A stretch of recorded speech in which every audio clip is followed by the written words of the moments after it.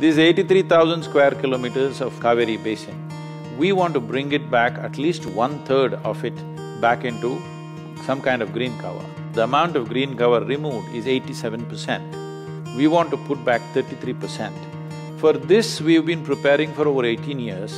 We have converted 69,670 farmers in Tamil Nadu from regular farming to agroforestry. With this agroforestry, their income has multiplied many-fold. So now we are 100% confident that this will be a solution for the farmers' economics.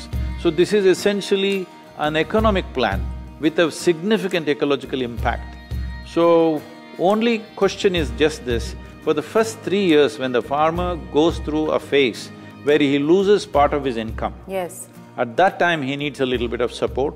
We are appealing both to Karnataka and Tamil Nadu governments, we've already appealed to them that they must support these farmers to shift from regular farming to agroforestry.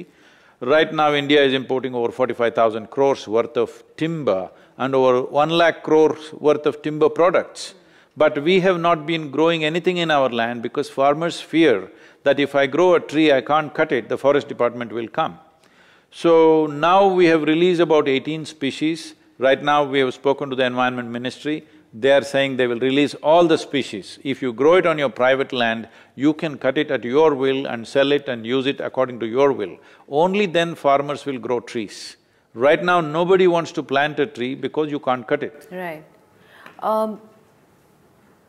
Is it also because farming has been about producing food crops and then cash crops of a certain kind, isn't it? This is cash crop. Forestry is a very rich cash crop.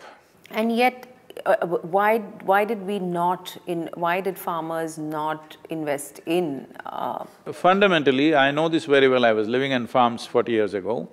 At that time, I know fertilizer companies came and campaigned. All trees must go, otherwise your fertilizer will go waste.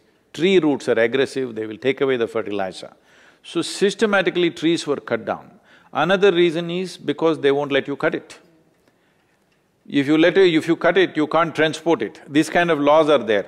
Right now, the Environment Ministry is looking at it carefully, except near forest regions. They want to release the other regions that a farmer can grow whatever he wants. As he cuts his crop, he must be able to cut his tree. Only then he will grow trees.